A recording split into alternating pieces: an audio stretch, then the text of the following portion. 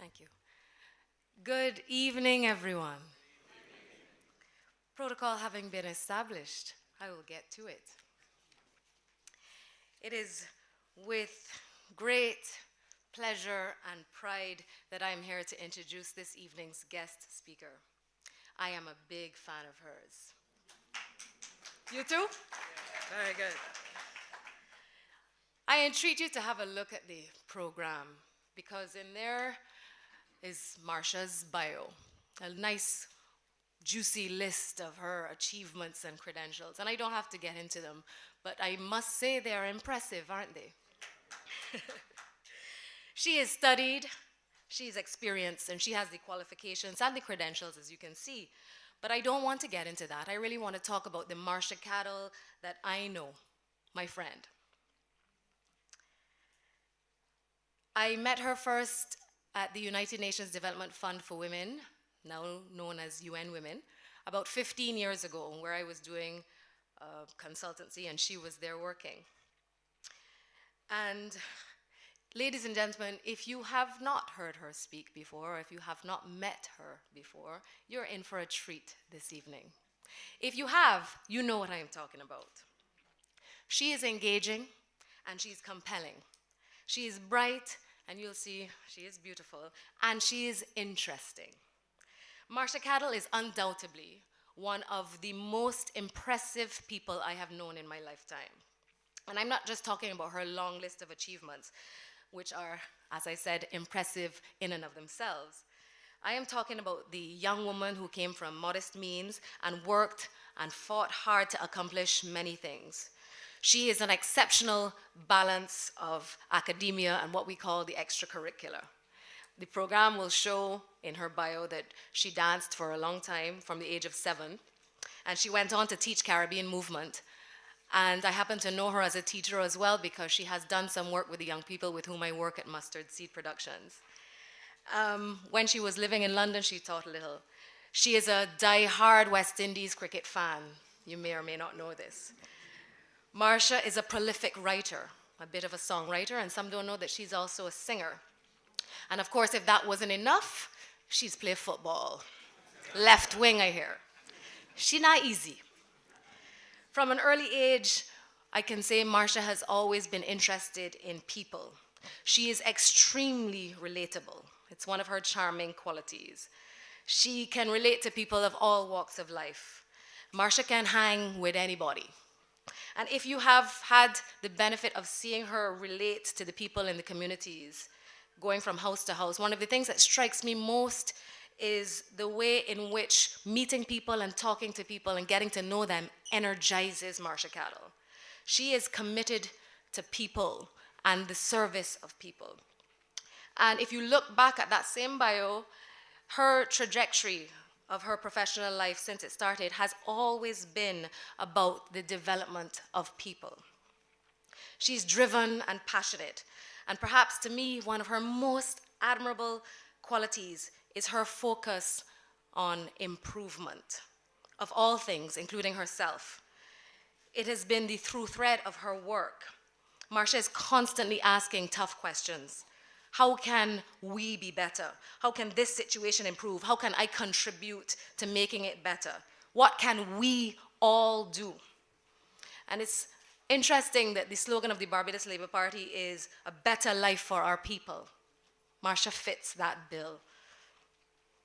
All of her close friends, who incidentally see her as some kind of superhero because of her achievements and the fact that she is a juggler of many things, all of her friends know that her emergence into public service was an inevitable and natural progression. When she finally gave up her job at a regional development agency to dedicate and sacrifice her time and energy and professional life to go down this road, when asked about it, Marsha said, well, it's now or never. Marsha inspires the people around her, and she inspires her friends and her communities to also want to be better. She is never idle, and her mind is always ticking and moving. And if you're around her long enough, you're thinking as well, how can I be better? How can we be better? And what am I doing with my life? I can think of no one for whom the slogan care, commitment, and courage is more apt. She is a breath of fresh air. She is what we in Barbados have been waiting for. She's tiny, but she's mighty. At a time when Barbados is at a crossroads, we must ask ourselves tough questions about self-reflection and self-improvement. It is now or never. Marsha, like a decathlete, she's smart, talented, nice, experienced, well-rounded, insightful, pretty. She has the care, the commitment, and the courage. And tonight, ladies and gentlemen, she's asking us another one of those tough questions: survive or transform. It is now or never, ladies and gentlemen. I would like to introduce our featured speaker, Ms. Marsha Caddle.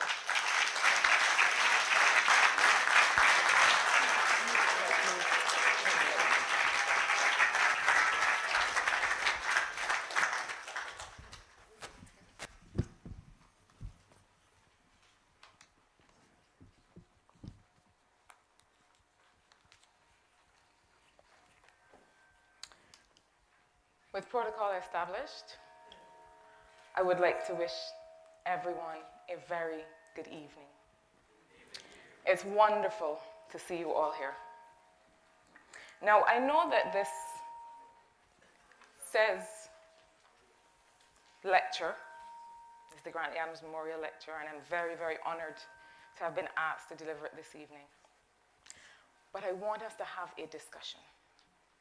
I want us to feel free to explore these ideas of survival, of transformation, of change in Barbados at this time.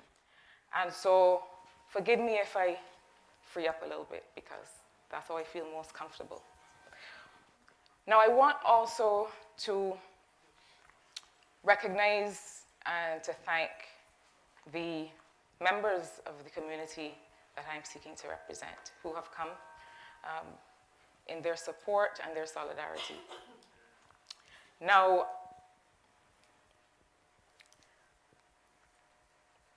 I should also thank the chairman, George Payne, for managing to confer on me the title of doctor, which I will take, but I would much rather the constituents of St. Michael South Central who are here to eventually confer on me the title of Member of Parliament.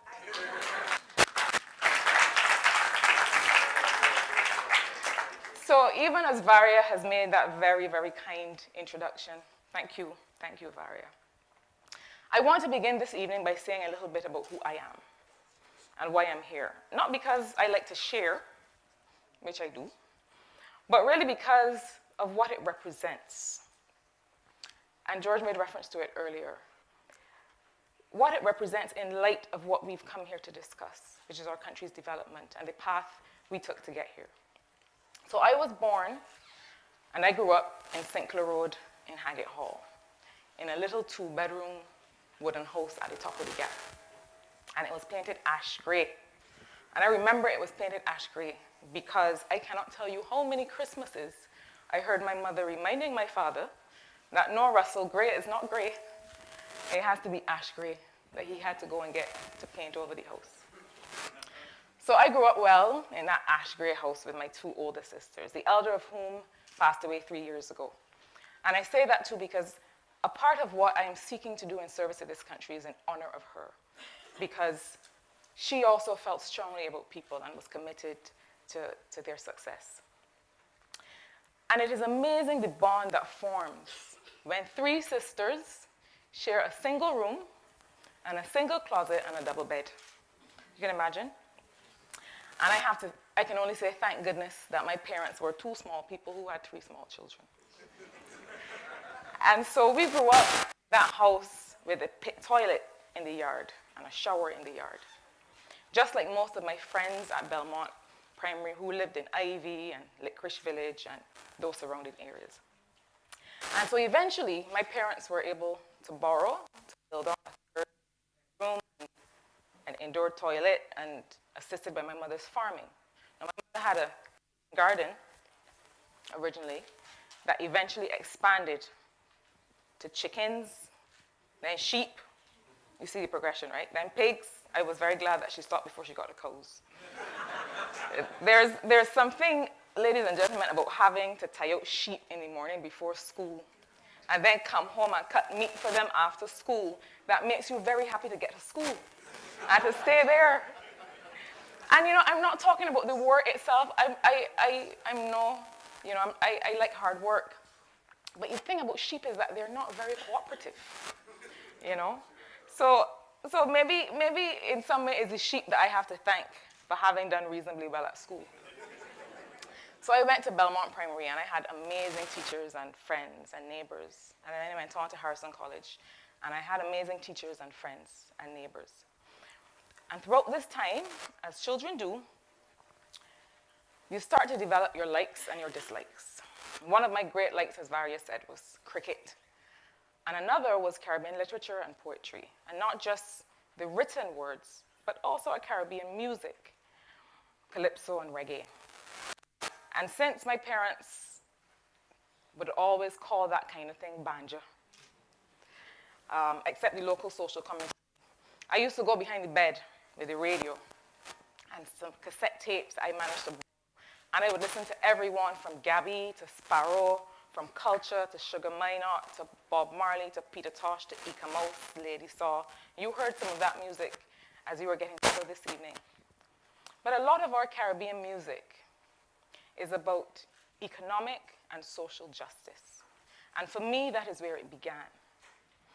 But growing up in St. Michael, in that village environment where I grew up, everything around me awakened a sense of justice. And I needed to try and understand why it was that some around me were doing okay, but so many others were still struggling to find opportunity, to find decent work, to find access to health and wellness and freedom from violence.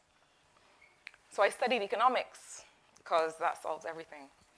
But it really doesn't. It didn't. But it did give me a tool for starting to put the goals of Caribbean development in perspective. And that is in part what I hope to do here this year. And I wanted to share that history with you for a few reasons.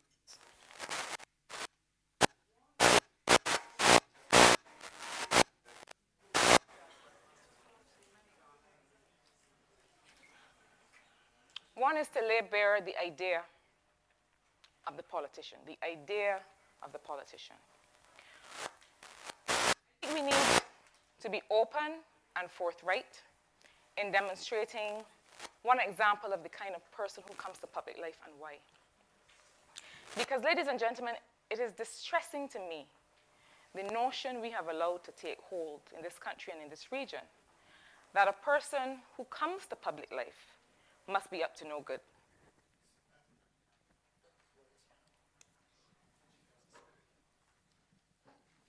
That notwithstanding the examples of Bree St. John and Sir Henry Ford and Tom Adams and Errol Barrow and Sir Grantley Herbert Adams, we have somehow allowed a few examples today of greed and corruption, coupled with complete ineptness and indiscipline, to define for us the Caribbean politician.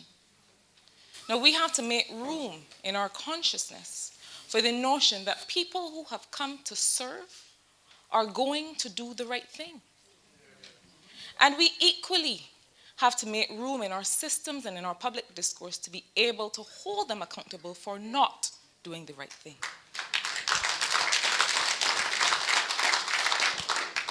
The second reason I wanted to share a bit of my story is I wanted to say that there is no shame in being poor.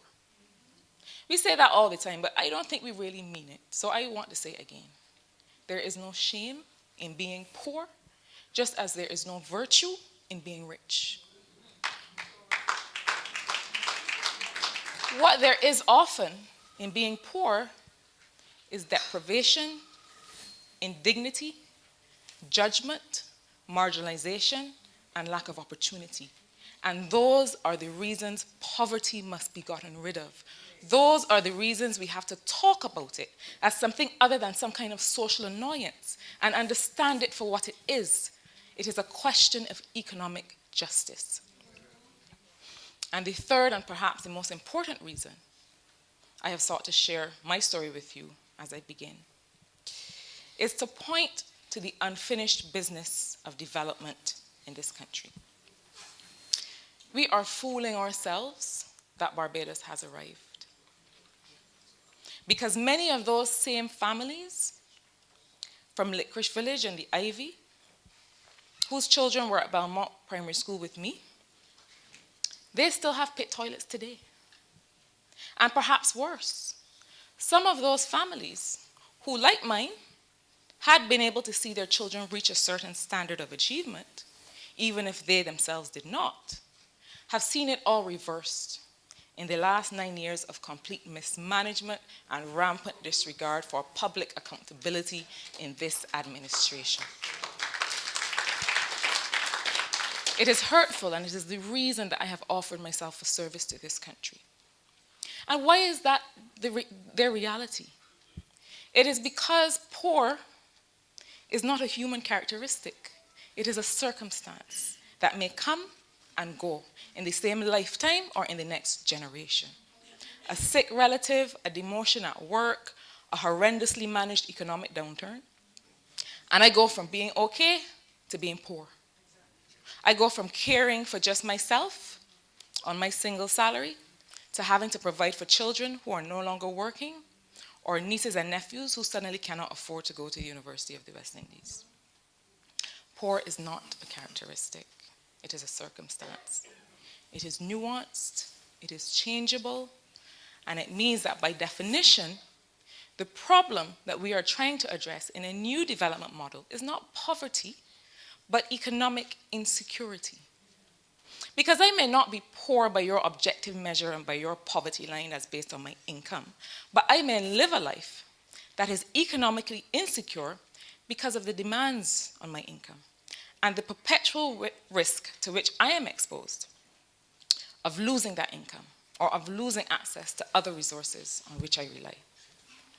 So the task then, ladies and gentlemen, is not to succeed in making a single person less poor for a day or a month or a year. The task is to allow all Barbadian families and their successive generations to establish and maintain true wealth, well-being, and economic security. So if we were to ask, as we must, as Sir Lloyd has done, and as many of us do every day, how did we get here? The answer I offer to you this evening may surprise you. The answer would be survival. Because the last decade has been presided over by a group of people who thought their only task was to survive, was to make no sudden movements, to get by. Keep the country where it is. Take no risks, so that presumably you don't have to take no licks. You could let me know how you think, and that's working out for them. Now, Belmont Primary's motto was aim high, with the understanding that even if you fall short for reasons either within or outside of your control, you still manage some level of achievement. Now, when you aim low, when your motto is instead, it is my turn, well, then you end up where we are today. Now, ladies and gentlemen, I promise I did not come here this evening to make a political speech. You and I know that there will be a lot of time for that in the coming months. But I do have to make the point to say this. Beyond a shadow of a doubt, if we stay on this current path, with this current government, we will end up as a failed state. Now, thankfully, this government and their path to nowhere will soon come to an end. But the day after the next general election, when the Barbados Labour Party, along with the people of this country, convene to start setting things right, it matters what we do next. If we set our nation up only to survive, if we set our people up only to eke out a living, only to do the bare minimum to create wealth for the few, and not sustained wealth and well-being for the many if we fail to transform our governance, our approach to development, and our consciousness, not only as people of Barbados, but as citizens of the region, of the world, well, then we leave ourselves open to the next set of opportunists who see this country's only purpose as affording them personal profile and prestige. And then we may find ourselves right back here again. We no longer have the option to continue to survive. We have to use this opportunity of severe crisis to truly transform. We have to take full advantage of the fact that at least now, we still have the wherewithal to recover and to build back better. Because if not, and we find ourselves here again, we will not have the capacity nor the resources to fight this battle again. We will have succeeded in removing from our people, once and for all, our sense of purpose and potential. That incredible Barbadian asset of social solidarity and willingness to give our all to the process of development, we will have lost that. We will have taken it for granted, we will not have nurtured it, and we will have allowed it to erode. We can survive and risk at some time a worse version of 2017 Barbados, or we can transform to become the nation we were on our way to becoming. It is now or never for a new development model in Barbados. So first, I want us to define and agree on what we mean by a development model. And for our discussion, it's very simple. Development is the removal of limitations that leave people without choice, that leave people without the opportunity to live the lives that they value. So we are talking then about how is it that we can remove the economic and social barriers to people's progress, and what are the ingredients for doing so, for removing those barriers. How do we create a nation? That is your development model. What are the things that we as a nation consider as the major factors that affect people's freedom? Well, some of those include economic growth and development by the standard measures that we use, like income and debt to GDP ratio and foreign reserves. Those are very important, but they're certainly not all. So I'm suggesting quite simply 4 pillars of our new development. The first is socioeconomic security, democratic governance, educational and cultural fulfillment, and environmental sustainability. And of these 4 this evening, I want to focus on only some aspects of those first 3, because unfortunately the business of revisioning development goes far beyond what can be covered in the time I have here. And to also say that when we talk about socioeconomic security, one of the very important parts of that discussion, which unfortunately I will not be able to go fully into this evening, is health and healthcare.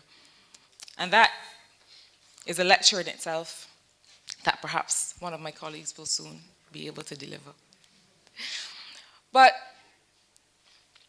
exploring the extent to which matters like sustainable resource management, environmental protection, coastal conservation, climate change, energy independence, exploring how increasingly more important those will become to our transformation.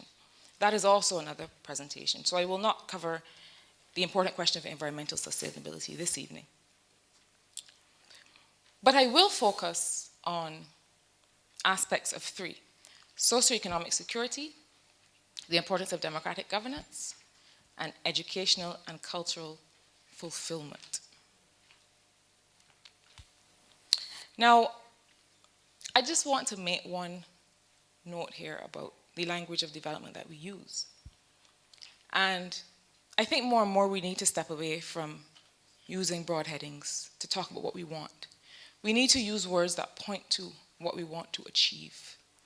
We need to send that message to people, to the people of Barbados, to the people that we come into contact with, because more and more what we have to do as the project of nation building is about action, is about movement, is about progress. So we need to use words that point to that and not just broad headings like economic development or economics, because what does that mean? Where are we going with it? So I want to understand, for us to understand and to explore the path by which we can come to a new development. Now, the purpose of the old model of governance and social and economic development was the establishment of a stable economy and a stable democracy, and the dignifying of a generation that yearned for respect and for dignity. And it was highly successful for that time. So we were able to diversify away from sugar towards tourism, and later manufacturing and financial services. We were able to attain mass adult literacy and universal primary and secondary education, and then free tertiary education. We established a healthcare system that granted free or near free access to a high standard of care. We reached high levels of per capita income and were categorized as having achieved very high human development. But once we had granted to a people those, for that time, very fundamental social and economic rights that included workers' rights and a valuing of labor that to this day stands out as pioneering in this region. Once we've moved away from that, we need to establish what is the new path, what is the next level of our nation building. Now let us be clear. After the early revolutionary efforts of liberating a people and building a nation, we then settled on a path of building an economy and society whose purpose was the establishment of a stable and contented middle class, a middle class that would serve to propel the creation of wealth in certain places, and only in certain places, and that would serve essentially as the engine of government and the preserver of stability. So our model was utilitarian, it was functional. We educated people to be bright, to be polite, to be orderly, to fit well into the business of running the public sector or of growing a private sector from which they did not benefit too far beyond the earning of a wage. So we could register social mobility. But that social mobility was still limited by that model. We could do better than our parents did, and we should be grateful for that, for we have always been told a little with content is great gain. We could attain the comfortable level of middle class and give further opportunities to our children, but we weren't really secure. We couldn't acquire the types of flexible assets that would protect our income and well-being from some unexpected incident. Now, I want to say quite clearly that nation building is a journey.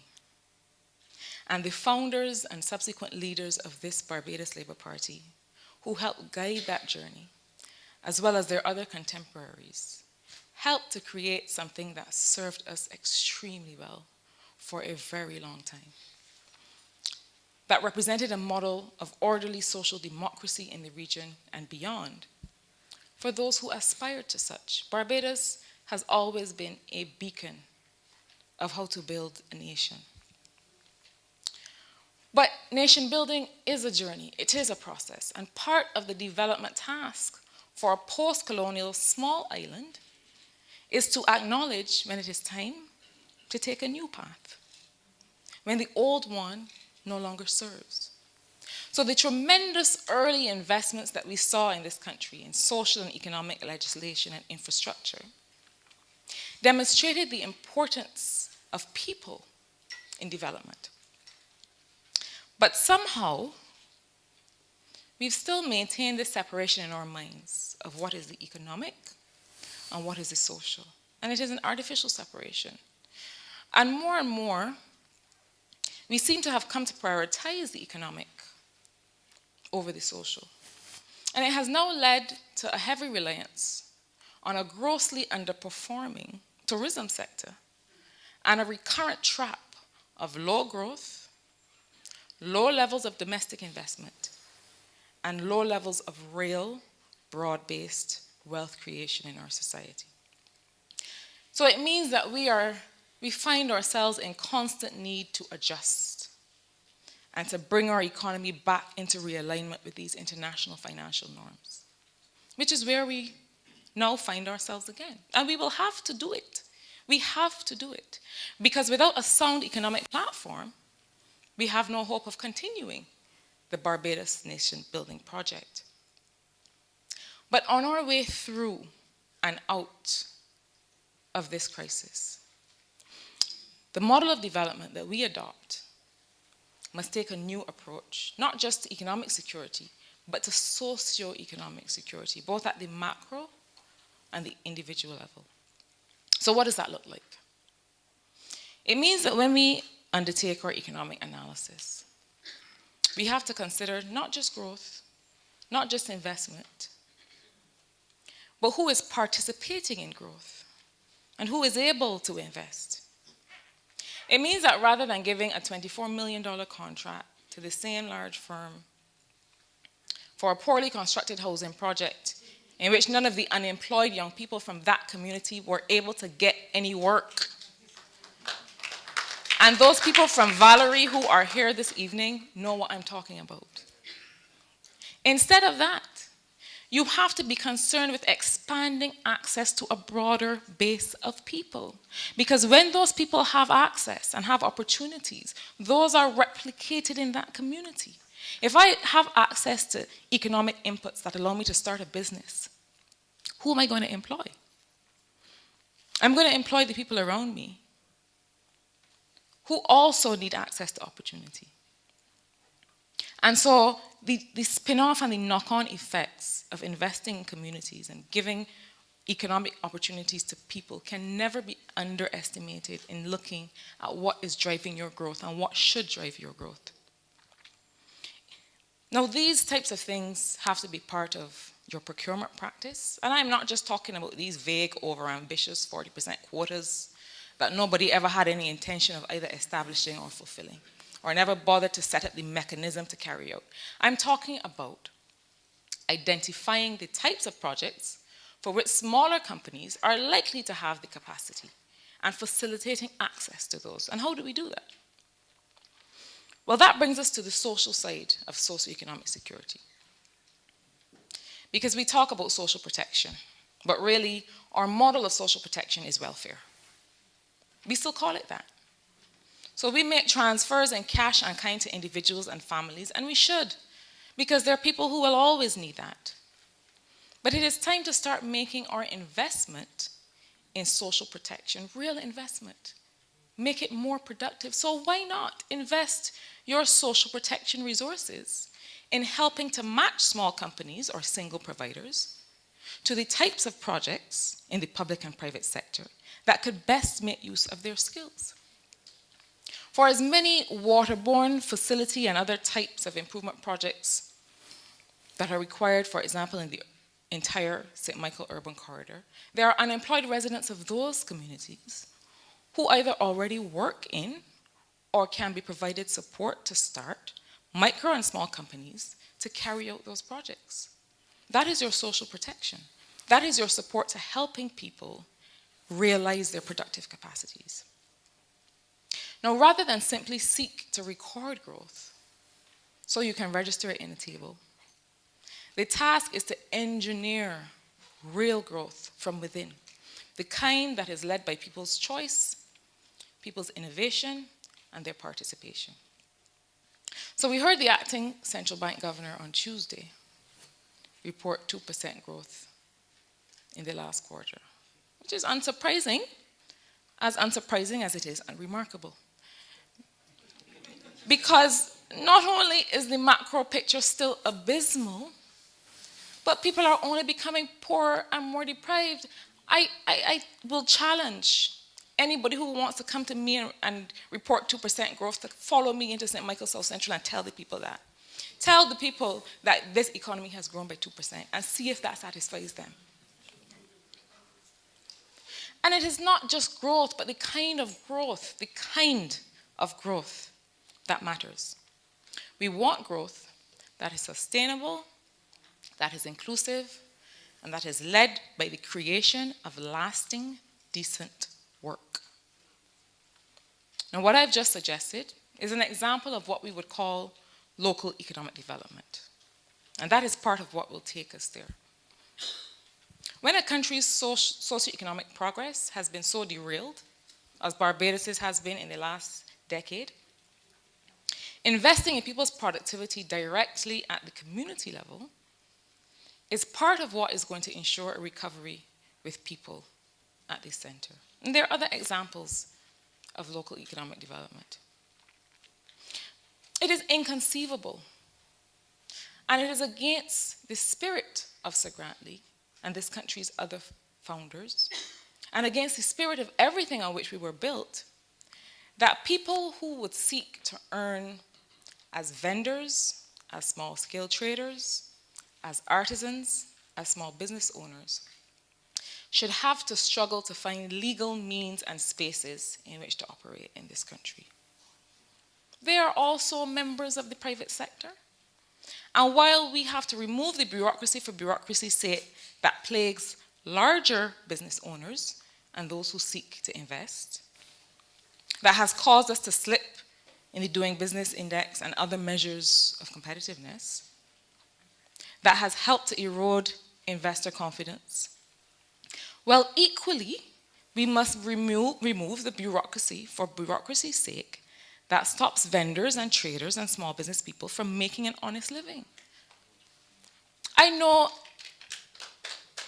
a gentleman who lives in Flagstaff, a vendor, who for months has been seeking a vending permit for the space that he occupies. Now, he has never been able to attract success in getting the permit, but somehow he is always able to attract the officials who show up to charge him for vending without a permit. It is oppressive. And it removes people's freedom, it removes people's choice. So let us establish local commercial zones in these areas. Let us designate areas where people, in particular those who live there, can establish their businesses in a space and as part of a joint enterprise that supplies not only their community, but can become known as centers of excellence for the industries that are represented there. More and more, these kinds of approaches provide an opportunity for Barbadians to have an ownership stake in the country's development. Now, it's no secret that right now, interest rates on savings are near zero. 2 years ago, when the central bank stopped setting the minimum savings rate, it may have been, as we were told, to let interest rates fall and therefore stimulate spending and growth. That's what we were told. But it is more likely that it was to help finance the government's deficit by getting people to buy government bonds. And after 19 downgrades, well, clearly government paper is no longer very attractive. And for those who still have anything left to invest, it is difficult for people to know how to do so. Decent work, access to land, the opportunity to own a home have traditionally been seen as the Barbadian path to success, right?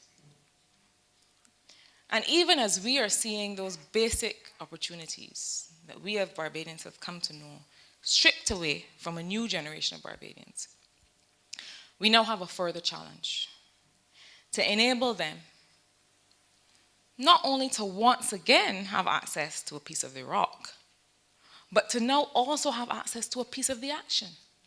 And a piece of the action means, for example, creating safer, higher return financial instruments to allow Barbadians to invest alongside the public and the private sector in financing this country's development. You have to give people a stake in their own development. And to do this within a framework that they can come to trust. Ladies and gentlemen, the financial sector today is in many ways at the center of our economic destiny. The excess liquidity in commercial banks is not being sufficiently accessed either by Barbadian businesses or by households. There is a spirit of entrepreneurship among Barbadians. There is a culture of solutions and ideas. But there's very little trust or incentive to create the new industry that we need to drive us forward. My generation, and those younger than me, we are proud Bajans, but we are citizens of the world. We want to use our ingenuity to solve Barbadian and Caribbean problems, but in so doing, we want to create global solutions. Young Barbadians are right now developing world-class tech solutions and other products. First for our country, because we love Barbados and we want to see it thrive. But if Barbados cannot make space for those solutions and for that ingenuity, for the production and replication of those ideas, we will go elsewhere. And a second phase brain drain is going to occur. So,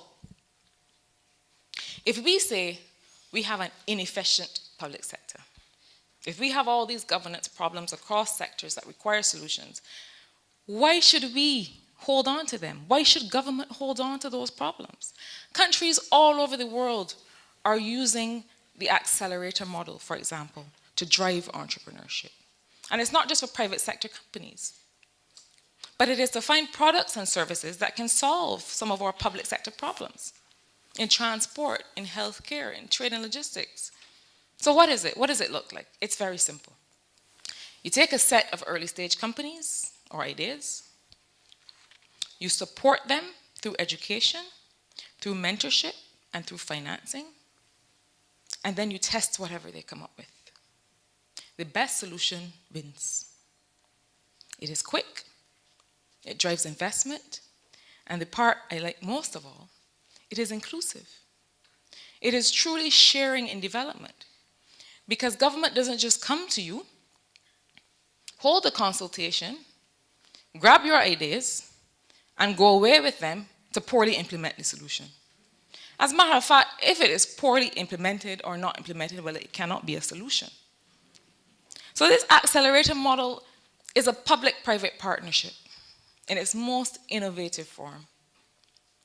There are certain functions that the state will always have to maintain. But we have tremendous scope to truly include young women and men, not just in discussing the problem, but in finding and implementing the solutions for how our government functions and delivers services to our citizens. It is how transformed governance can drive economic growth. Now, Sir Grantley Adams understood this connection perhaps better than any other. And there are so many ways in which what he undertook mirrors where we are today. And I really want us to understand where we are in this country's history. I want us to take stock for a moment.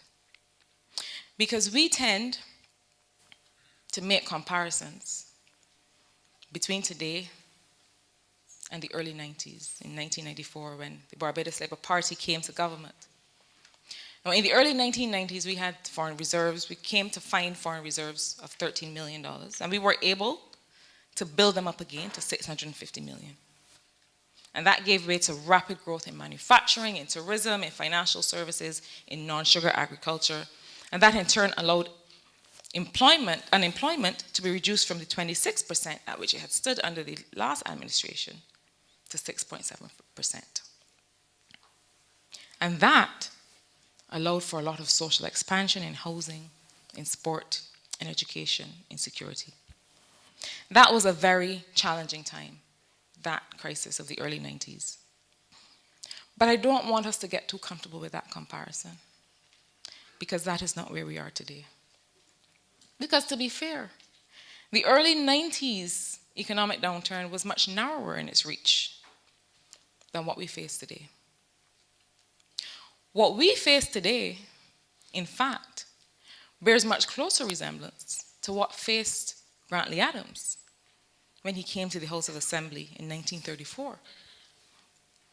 The majority of the black population was mired in widespread poverty and deprivation, poor sanitation and health conditions, little access to education, no property rights or right to own property, and deplorable working conditions. And Sir Grantley surmised that the only way to address these conditions would be through a complete and irrevocable change in the status quo. In other words, complete transformation. And part of that irrevocable change was universal adult suffrage, so that every man and woman over 21, no matter their status or financial position, could have a voice in the people who would represent them and who would manage the affairs of the state on their behalf. Ladies and gentlemen, there could be no talk, no hope, no prospect for this country's independence if ordinary Barbadians who had previously been disenfranchised were not able to participate in a new democracy. Independence could not happen without it. And today, the way forward also calls for a new democracy. We can either survive, believing that the right to vote, transformative as it was at that time of Sir Grantley, continues to be enough to qualify as democracy today, or we can transform and expand the notion of democratic governance beyond the idea of a single vote for a single person every 5 years. And we know the integrity of that process too has been compromised more than ever before. If you can, on a single day, with the right amount of money, purchase a person's choice without reprimand or repercussion, that is not democracy.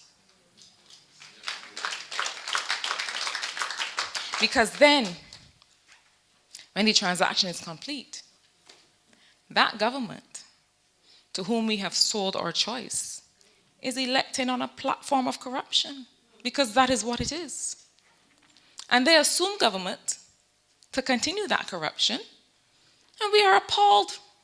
How dare they? But guess what?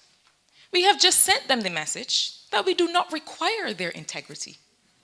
And furthermore, we do not require their representation, because we have just sold off our rights to representation. I have just paid you for something, our business is done, the transaction is complete. Don't look back for no more representation. A new democratic governance for a new kind of development would mean that there is not only one shot at participating in democracy, and not only one opportunity to make decisions jointly with those who serve through leadership. It would mean that decisions fundamental to our way of life would be based on a process that is much broader than the halls of Parliament. That all those topics that keep people up late typing furiously on Facebook and screaming in the rum shop would be brought to referendum based on the full education and exposure of the Barbadian population to the issues that we face.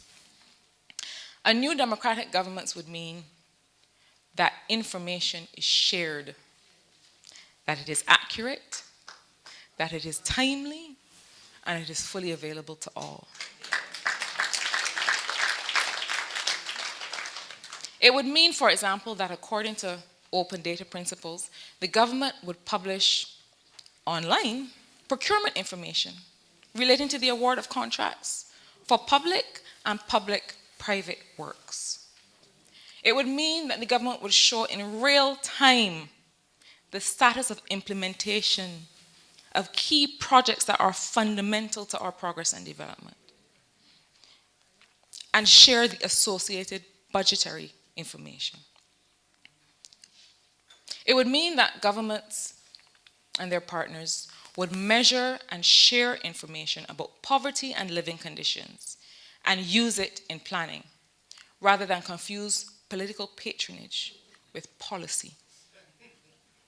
A new governance would therefore have a clear, independent role for a national statistical institute, whose outputs would be reliable and internationally credible, because it need not fear censorship by a minister who doesn't want us to know that poverty has increased in his constituency, or that unemployment has not really decreased.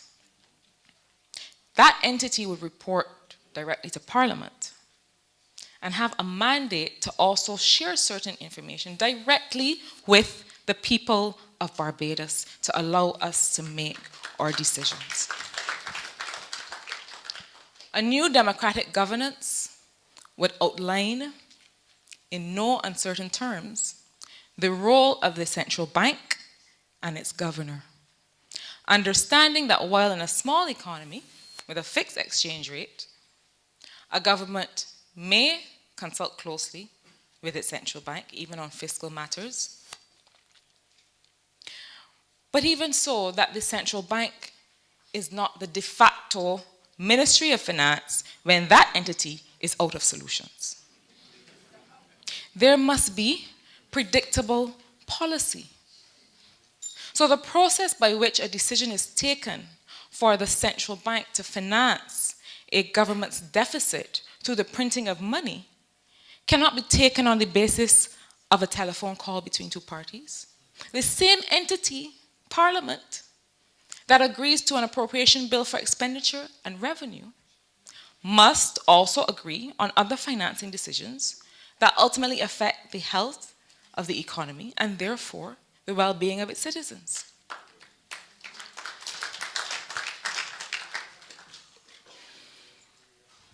But ladies and gentlemen, underpinning all of this is the transformation that must take place in the area of education and culture.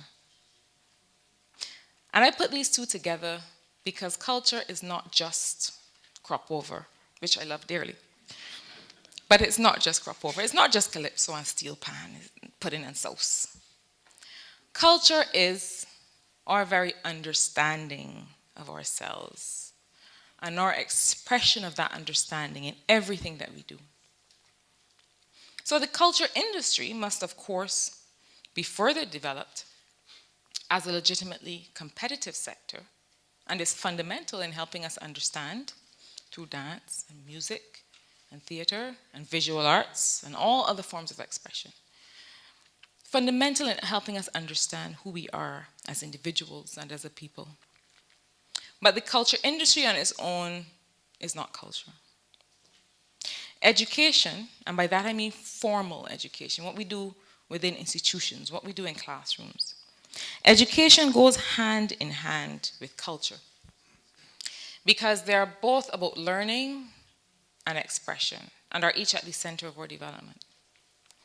So what people learn, how they learn it, how they see themselves relative to the world around them, that affects everything. It affects the work they choose and how they do it and the way they function within their families and communities. So let us ask ourselves, for the type of nation we want, what do people need to know? What do people need to understand? And what do people need to be able to do? For one, I need to know who I am and the processes that brought me here to this part of the world. I need to know how the Caribbean was made and the events with which my Caribbean neighbors are grappling on a day-to-day basis. These kinds of things help me know who I am. These kinds of things, as Lyric would say, help me like myself. And they give me confidence to move through the world with purpose, to choose and create my destiny. You know, I was speaking recently to a young man in the constituency who had asked for some help in finding some work. And I asked him what he would want to do. And he said, anything, I don't know. Drive, something. And I said, okay, if you could do anything, if you could beat anything, what would you do? And he said, sure, boy, you never asked me that. And it struck me because as I was growing up, it never occurred to me that I could not be anything I wanted to be. And it caused me to ask, at what point did he receive the message that he could not dream or hope or think of anything that he wanted to be? And you know, I always say to my friends who went to school with me at Harrison College or Queen's College or other schools that are meant to have a high record of achievement. I always say, you know, I was privileged. I grew up with not a lot, but I was privileged in the sense that our education system happened to be one that allowed me to learn and excel because of the type of way I happen to learn. And not everyone learns like that. And more I am realizing that we cannot base an education system on a single type of learning. We have to really start to experiment with how people acquire and apply information, because there is so much talent and ingenuity and excitement out there among our Barbadian young people that we are not tapping into.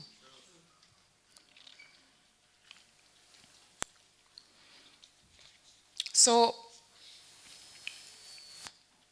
I think the education question is one that is fundamental to how we understand where we need to go on this development path.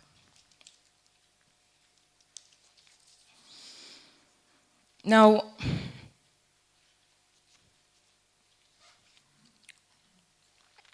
one of the key things that we need to be able to teach our children and to teach ourselves is how to think critically, how to apply concepts, rather than just repeating information. I need to know how to fix things, how to solve puzzles, how to communicate with people from a range of backgrounds. Now, not all of that can happen between 8 o'clock and 3 o'clock. But once we know what the demand is for learning, we can figure out how to provide it, whether in schools or communities or other institutions. Once we understand what people need to know in order to thrive, then we can craft it. But we need to be honest about it, and we need to let go of some of what we are holding on to in our education system. Now, for years, we have talked about the number of young people leaving school without certification. I meet them all the time. And for years, they have been part of a process and an institution. And at the end, they have no evidence of how they have spent the majority of their lives. And there's a message that they receive when they leave empty-handed. And that message is that they have not amounted to anything. That is the understanding of themselves that they bring with them into the families that they start, into the places that they work, and into the communities in which they live. What we know about ourselves and how we feel about ourselves matters to development. Now, we cannot tax our way, as we have seen, to economic recovery. We cannot beat our children into becoming responsible, discerning citizens. And we cannot police our society into the kind of conscience and consciousness that is going to make it thrive. What do I mean by that? I mean that the heavy hand of colonialism that has made us polite and orderly, that made us poor, peaceful, and polite, also made many of us afraid of risk and experimentation. It made us believe the very dangerous message that is only a big stick that works, and we have to make people hear. You have to make people do what we want. And you know, my colleague Glenn Clark always says something. He always says, you cannot legislate a culture. And so there are things that we have to address that require a different approach. But that is the reason that we have, for example, a prime minister right now who appears like an uptight headmaster, you know? And it is why we are now not led, but presided over by someone who, rather than consult and discuss and explain and explore with the people who have put him there, instead misses no opportunity to school the Barbadian people about what is wrong with us. Listen to him. We don't understand that, like the smart tourists do, that potholes are a mere inconvenience. They're stupid people, they don't understand. We as Barbadians are greedy and entitled, and we have reached a stage where we should no longer expect the social protection of the state. And this is even as his government has so eroded the economic well-being of individuals that that is exactly the type of protection we need once again from the state. Ladies and gentlemen, I have sought to propose to you this evening not just 4 pillars of a new economic development: socioeconomic security, democratic governance, education and culture, and environmental sustainability. But I want us to understand, and I want to leave the message with you, that it is not quiet change that is going to take us forward.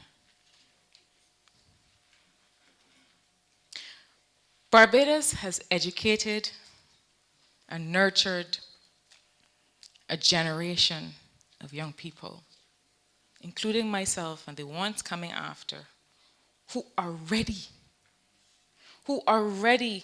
to serve Barbados, who are ready to take it forward on a new path of development, who are ready to take what we learn and what we love about Barbados and what we are able to create, who are ready to take that to the world. But we are being stifled. The potential for development and well-being and wealth and happiness and fulfillment of an entire generation of Barbadians is being oppressed, much like it was in the time of Sir Grantley. So, ladies and gentlemen, I don't want us to be afraid of the word revolution, because that is what is required now. And it is the spirit of Sir Grantley as he embarked on that process of transformation that I would like each of us in this room to walk out of here with. Ladies and gentlemen, as I end, I was hoping it would be up on the screen to show you, but I have it here with me, and I want to take you back to 1944, here it is, and the then manifesto of the Barbados Labour Party. Now, as I was preparing this address, I hadn't yet found this, and I found it towards the end. And I felt warmed and energized, because look at what this manifesto represents. It represents the understanding that what people need for development is freedom. Freedom from want, freedom from fear, freedom of speech, freedom of religion, and that people have basic needs that the state must meet. And those needs will vary. The basic needs that people had in 1944 are quite different from the basic needs that people will have today. But the freedom that people require to realize their productive capacity, to live their lives, to live the lives that they value, that remains. And so as I close, I want to encourage us to step boldly into a new development model for Barbados and to do it in solidarity, together, because it is only together that we will find those solutions to our new development. Good evening.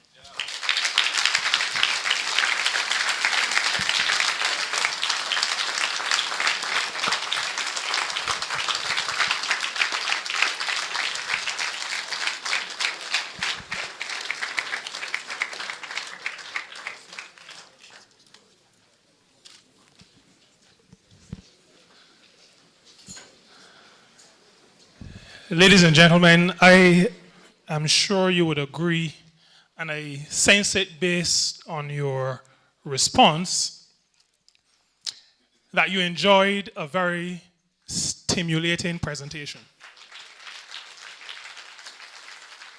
A presentation that caused us to think, to reflect. And as Marsha was speaking, I really started to wonder why it is so difficult for our present administration to get anything done. It sounded, I don't want to say simple, but what Marsha presented sounded manageable, doable. With some effort, with some consultation, can be done. Marsha began by saying that she didn't really want this to be a lecture. She envisioned a discussion. And so this evening, we want to have a discussion because Marsha has, in her presentation, laid out the groundwork, built a framework for discussion. She has placed some ideas on the table, food for thought, ideas that can be discussed. And so we want to, for a few moments, for a few minutes, start that discussion here. We're not going to end the discussion here. What Marsha has presented is enough food for discussion throughout our 2 terms, maybe into our 3rd. But we can start the discussion here. And I want to invite Marsha to return to the stage, and there are going to be roving mics, or at least a roving mic. I'm not seeing, oh yeah, there's a mic in the aisle. And I want to encourage those of you who want to begin that discussion here to come to the microphone and share your thoughts, ask a question. This is discussion. It is not Q&A, not questions and answers. This is a discussion, and we're beginning the discussion on the way forward this evening. I know he said it was kind of clear, but okay, see one hand. Dr. Prasad, you can go to the mic. Thank you very much. And let me begin by thanking you, Marsha, for such an elegant exposition of the key issues that are facing us, the fundamental issues. I was very much struck by your comments on education and culture. And it seems to me that we have a 1950s British grammar school system. The British abandoned it a long time ago because they felt it didn't serve the vast majority of kids. And I think we've got a similar system. It does serve some, but not everyone. And a vast number of people, as you said, come out of this system feeling that they're failures. And we are losing all this talent. We've condemned this talent. How do we change that? Is that by changing our curriculum? Is it by changing our schools? Is it by changing our training of our teachers? What is it? We know we've got to do this. How do we do this?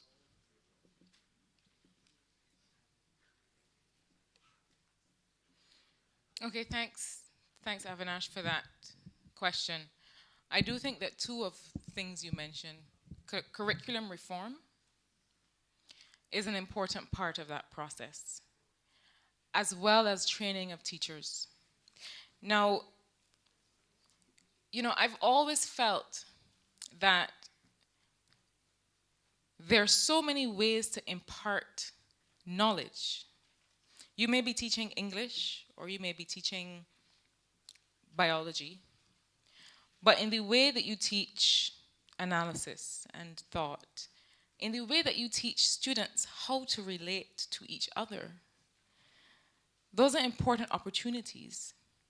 I think that we need to look at how our curriculum is set up, what we teach. I know there are examples, for example, Finland just removed subjects altogether.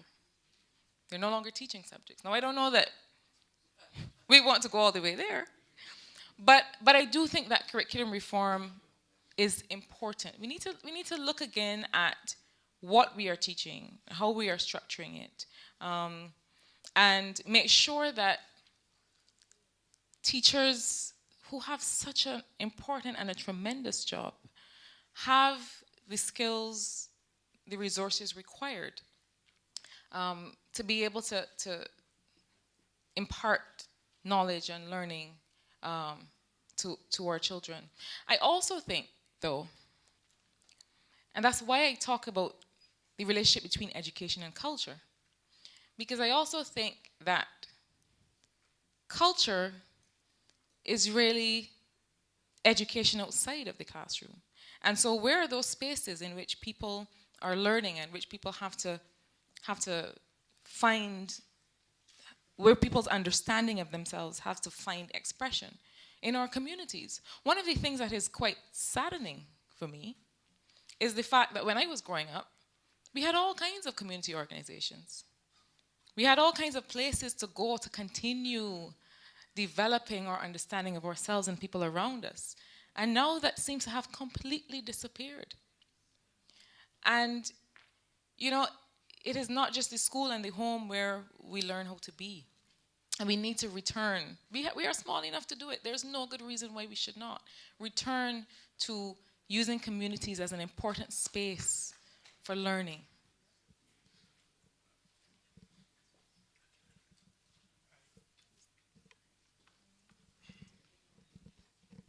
Sorry, Dame Billy, and then I'll...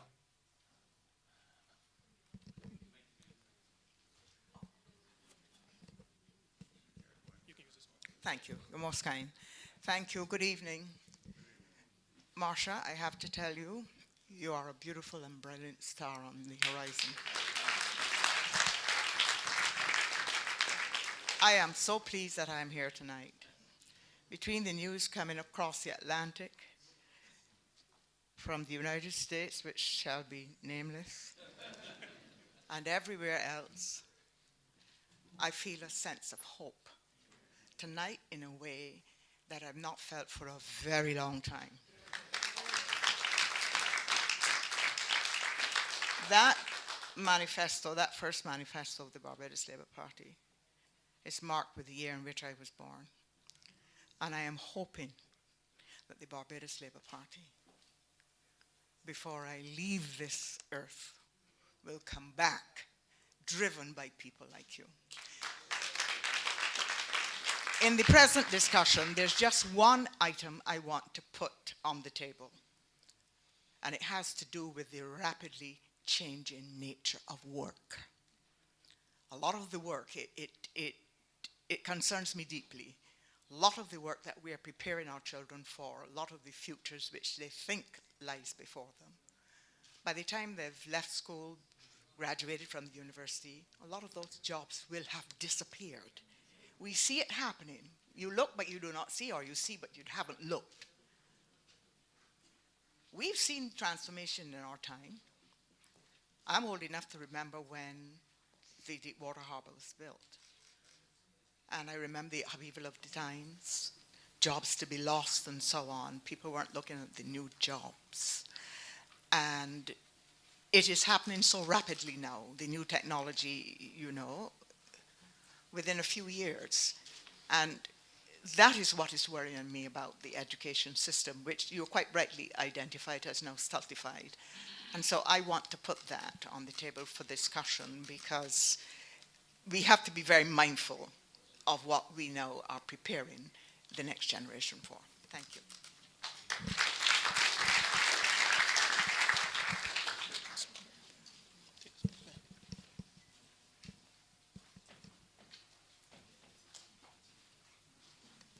Marsha, let me congratulate you on a fine delivery, a thoughtful delivery, and one that I think is adequate for the discussion for this time.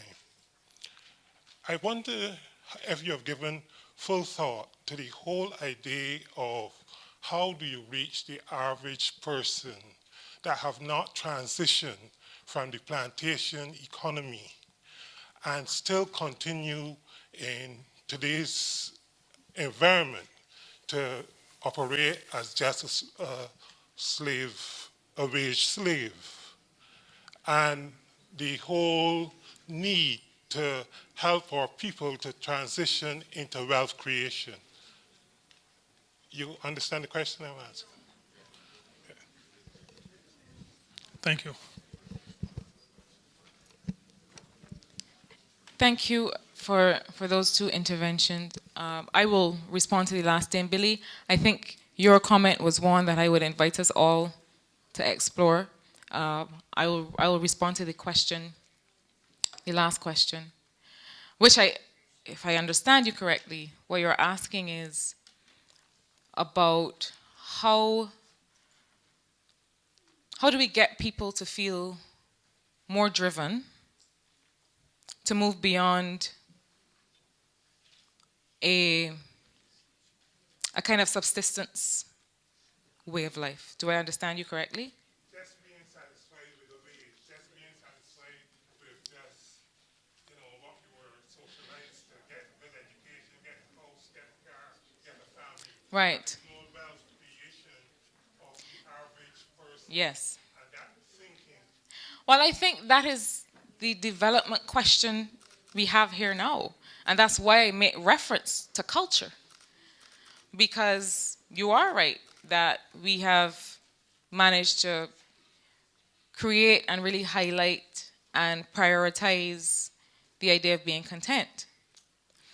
I tend to feel that one of the best ways to move culture forward, because culture moves slowly, one of the best ways to move culture forward is by demonstration. So if you make available the types of investment instruments that we talked about, if you show people that it is possible to have a stake in financing the business of government or to be a part of real investment and wealth creation, if you are able to demonstrate that and people are able to see its benefits, then it does have a multiplier effect. I don't think that we are going to get there by just talking about it or wagging our fingers at people or telling them they have to do better. I do think that we have to be willing to meet people where they are. And we have to be willing to have conversations everywhere. I think that right now, we, all of us in this room, and especially my colleague candidates, we have a tremendous opportunity to start to do what I call drive demand for knowledge. We talk to people every day. We have an opportunity to show a new model of representation in these constituencies, because right now there is none. And so part of what we do in our constituencies should be about trying to generate demand for better lives or for greater wealth. We can help organize people into the types of groups that start to explore some of these things. We can start looking at community-based lending, and we can start exploring some instruments in our own communities. We have, I mean, an opportunity that I am grateful for every day. To be able to come to people, to draw on their ideas, to share yours, and to start to create something out of communities once again. And so that is where I think it can happen and it should happen. Sir? Thank you, Ms. Caddle. That was inspirational. My name is Peter Thompson. I've just returned to Barbados after 40-something years being cold. And I've come back to contribute something in the time I have left. And your talk struck a number of chords which resonate. I spent a great deal of my career as the director of an art museum, which is basically an educational institution. And I understand that, you know, the kids starting school next September, they're going to be retiring in what, 2077? We have to admit to ourselves that we haven't the faintest idea what challenges they will face over their working lives.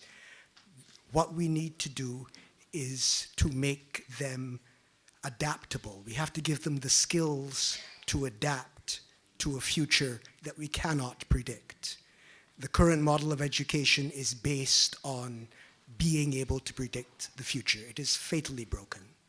And so I am very, very encouraged.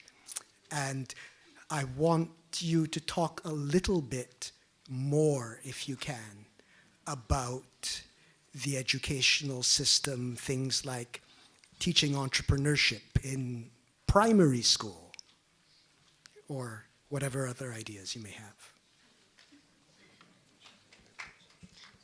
Thank you for the question. I also want to encourage any members of the audience who want to respond or who want to contribute to the discussion to come and share your own ideas, especially on the questions that are being posed on education and culture.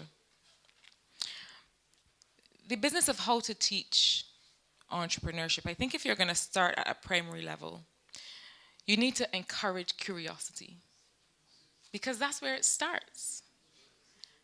And, you know, I have a niece. She's there somewhere. Did she go outside? And she's 3 years old. And it is amazing how responsive she is to your own sense of fear or your own sense of wonder. So if I say to her, if one says to her, "Don't go there, it's bad," she's not going to go. And in fact, anything she sees in the future that looks like that thing, she's staying far from it. And I feel as if when I was growing up, part of what we saw as the job of raising people was about keeping them safe. And it may seem simple, but I think that if we're going to start with young children, we need to encourage them to take more risk, to be less afraid, and to understand where are the safe spaces, because we do have to think about that, but to understand where are the safe spaces where they can explore. Because that will give us the platform to start doing what you reference as teaching entrepreneurship. I think at those early ages, when you impart the idea that it's okay to feel a little bit afraid and still venture forward, that's a very important message that you can send to young children, and I see the difference all the time. There's a difference sometimes in boldness. There are young children who will step right up to you and look you in the eye and ask you a question, and you better answer. And we have to look at what are the differences. Why is it that we have children who will just bow their heads and not look at you? And we have to stop prioritizing politeness as the only thing that we require of our young people.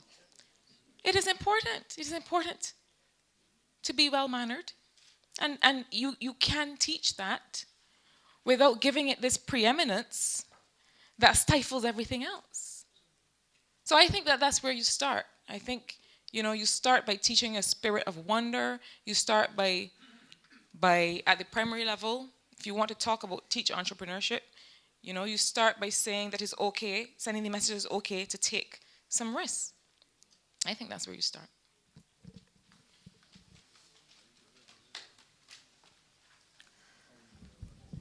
Good evening, ma'am.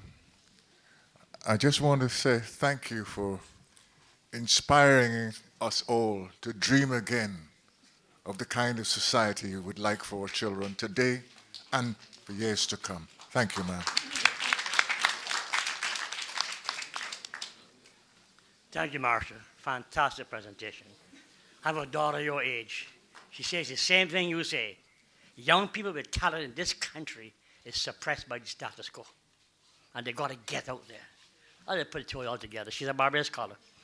Not bragging. You made a very valid point. But in your day, there were places to go and interact socially and whatnot. Today, there's no need to do that. You go to your room with your tablet, consult Dr. Google, Professor Google, Reverend Google, pornography, everything else in the world you have access to. So that's why you find those places are going to interact no longer exist. The interaction is with a tablet. That is something we have to look, how can we incorporate that in our education and culture and take advantage and encourage Barbadians to use the technology, not for entertainment only, but for progress and business. Dr. Nicholas Braffett, the last speech at the Central Bank here, said that Caribbean people are wasting their time using social media and technology for entertainment and not taking advantage and using it for global businesses. I hope that you will look at that in your presentation. Thank you very much. You are fantastic. And I'm proud to have you on part of the Barbados Safari team.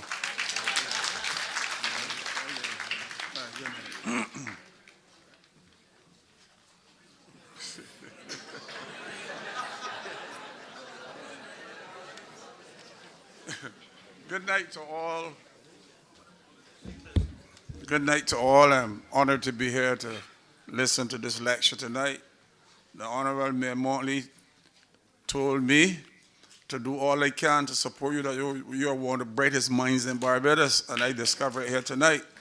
And I can assure you, Ms. Montley, that I will do all I can to even put more effort to get her into Parliament. Not because she is a woman or not because she's bright, but because we have to move the sickness that is in the society. And therefore, anything must be better than what we have now. But this is what I want to say to this country. And we make a lot of nice speeches. We hear from all these high academics. But we just don't seem to understand that the danger in Barbados is that the religious leaders of the country must stop every Sunday teaching people about going to heaven and about hell and about poor people going to do this and poor people going to do that. But at the same time, they are trying to get super rich. And I'm trying to find out why if the poor are going to inherit the earth and why if the poor are going to be in heaven with milk and honey, why they won't get rich. Now I say that because I would like the new government, whenever allow bring into focus, which I hope will be soon, to try to sit down with the religious organizations and tell them that at least one day a week they should be sitting down with the people of the country discussing economics, development, how to plan for future, how to mobilize the resources, If it comes from the church leaders, I believe that they will pay some attention to it. The problem in Barbados is that we want Barbados to grow, but we want black people to still be poor. I'm sorry, but I am not adjusting that. Because I was one of those idiots till I get about 32 years old when I joined the Nation of Islam and discovered that all the luxury and everything I live in at, all the people around me still poor. And if they do not succeed, it is me they will eventually hate. And I want to say something else too. All of us in here sitting down that got little access to some funds and so, that have children and things, better understand that their children will not be able to marry to the fathers nor the mothers, but they are going to fill into other families that look like them. And therefore, it is in the interest of the civil servants and the churches and the bankers that black to understand that they must do everything in their power to uplift black people because their children will be scarcely ever married into white people. And finally, when the Honorable Mayor Morley win the election and become the first female prime minister of this country, I want to say this to her. Forget about D and B and think about the people. If there's 100 jobs to be done in Barbados and there are 100 fencemen, let me say it's a fence job, divided amongst the 100 people. And next time all 100 will vote for her. If it is building, share it up. No white company can get all the work and black people struggling. The truth is that we want to make this country beautiful and successful, but we still want our black people to be like chickens, pigs, and horses. I would like to get your opinion on things like that.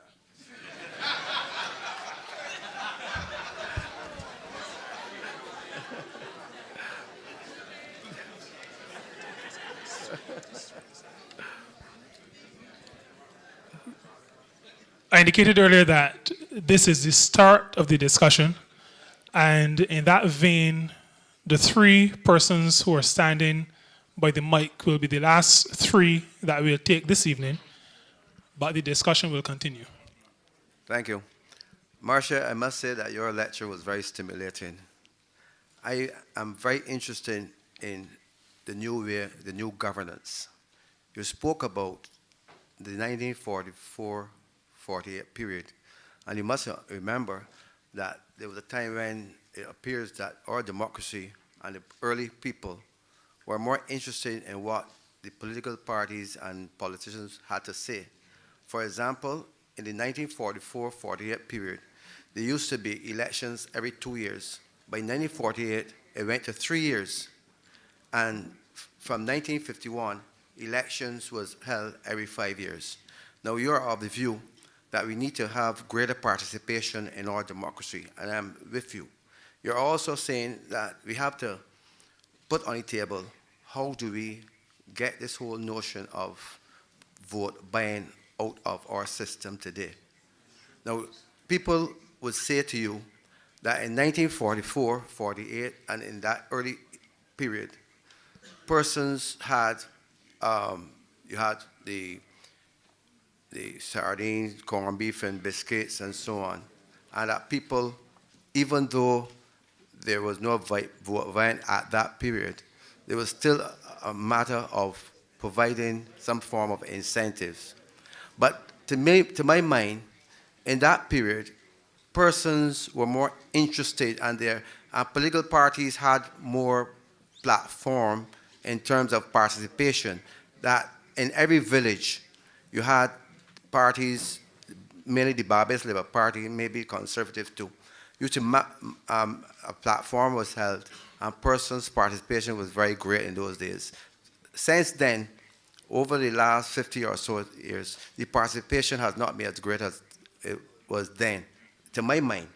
Today, you have vote buying. How do we get our people to understand that in a democracy, the right to property and so on was eliminated in the 40s? You still have this vote buying. We need to eliminate it, but how do we in the next, going forward, in the next election and the way forward, get people to understand that it is a participation that is more important, and the active democracy that you are talking about We definitely need to see a discussion on it. We must put it on the table, because if not, you're going to have a situation where money and the right to that money controls the governance.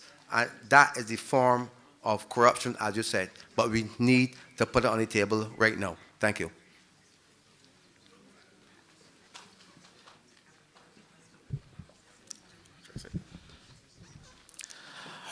Marsha, absolutely brilliant. So protocol has been established, and I won't repeat that. Now, if I could be so bold for a moment to tie a theme that Dame Billy first introduced with an answer you gave to the question about education, and I will be so bold because I think it's absolutely critical and significant. It is correct that the most significant challenge we're going to face as a nation coming is the changing nature of work and the economies. The companies I interact with daily, the institutions that I'm a part of, we're deeply concerned about that. And you mentioned a small group of young Barbadians doing technology solutions, etc., and that is critical. But your answer about facing fear and encouraging curiosity is perhaps what I'd like to offer and implore to us all here, and of course the future administrations, well, you're a member of the next administration, to really understand that it's not just in our children, but we need to do it in our adults as well. And if I can just kind of, repeat the theme of your own talk about survive versus transformation. Because what we've been doing in terms of the ethos that we have of incrementalism is survival and hence doomed to failure. So I'm asking that the next administration really embrace that transformation.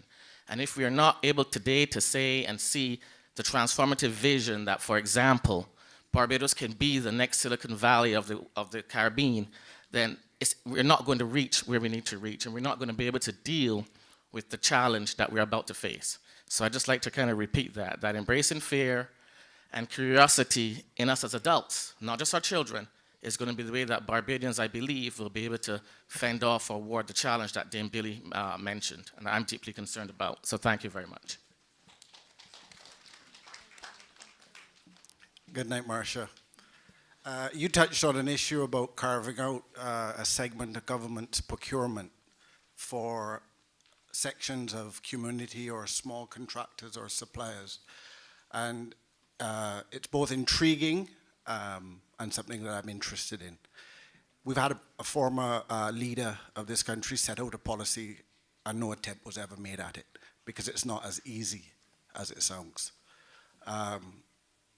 And I'm just curious for your thoughts on how do you make that in such a way that it's not discriminatory on any level, but something that you can implement and you can see the tangible benefits. As I said, I'm a supporter of it, but how do you actually do it in such a way that you have a structure for it, that it achieves the objectives? Because as I said, we've seen it set out as a policy and no attempt being made at it. I don't think it's because they're just not interested. It is not straightforward. So I'm just curious as to how you see that. And it's not just from a contracting position, but supply and other areas of government's procurement.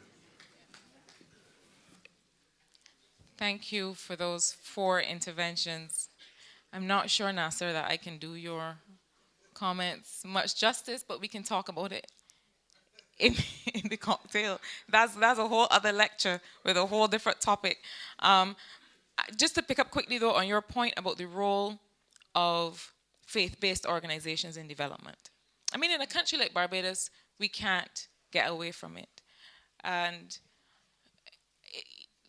in St. Michael South Central, there are many faiths represented. And that is part of the beauty of that community. And interestingly, Rastafari, Muslim community, Christian community, all of the faiths represented there have a community presence.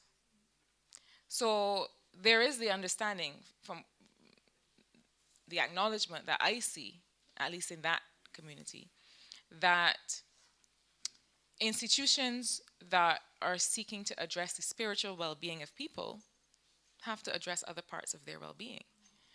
And I do see that acknowledgement. I think what we have to look at is how do we how do we kind of institutionalize that? How do we allow that kind of approach to take hold? I mean, we have churches of all faiths, faith-based institutions from all faiths in communities, helping people with homework, doing feeding programs. And so I don't think that it's necessarily that these organizations have removed themselves, all of them, from community work. But I do think that there is a tension in sometimes between religious teachings and what actually obtains in people's lives every day. And we have to have a conversation about it. So I agree with you. I'm going to take the last question, which is about how do we kind of engineer more inclusive procurement practices and access to those types of resources. I'm not going to pretend that I have worked it all out to the last detail, but I do think that what I mentioned about using the resources of the state that are meant for social protection. So, for example, it would be very difficult, what I'm proposing would be very difficult if we left the market to supply labor, right? Because we have these great ideas about single contractors out there roaming around, but really, we would also have to prepare them to be able to participate in the market. And so that, for me, is a what I would call a social protection intervention. It is a way to use social resources to help organize labor, because that's what that is. It's to help organize people to be able to participate and to bid for those types of contracts. I think that procurement legislation has a ways to go in Barbados, and I think there are things that you can do at that level to make that a reality. Barbados has played around a bit with completing and enforcing strong procurement legislation that would allow for that type of mechanism. And I do think it's something that we need to pay some attention to. And I also think that we need to apply transparency to that type of procurement as much as we do to others. So we have to make it clear that just because we're talking about small contractors on small projects, it doesn't mean that we don't have the same expectations and the same requirements for transparency and for accountability and for showing exactly what happens in the process. So I think that this is the beginning of a conversation. I think that it is worthwhile because you're right, it is not easy. It is better, though, to acknowledge that it is not easy than to just say, well, we're going to put that quota there and never do it. So I think that we can start working on that mechanism, because I do think that there is a way to get it right. Glenn, I feel that this is another one for the for the cocktail. To your point about participation and corruption, I think that part of it is a supply and demand question. It's a supply and demand question, meaning, there are certain things that have to change about the way that we operate politically. When I say we, I mean as a country. If we change the tone of engagement with people, then we start to manage some of the expectations. But I also think that we need to get a little bit serious about it in terms of legislation. If we say that we want transparency in campaign finance, then that's what we need to do. And have and enforce the legislation that allows that to happen. And then when we start shining light on those examples, then perhaps people's behavior will change. Education and culture. Thank you very much, audience. Thank you very much. I almost said Dr. Marsha Caddle. Thank you very much.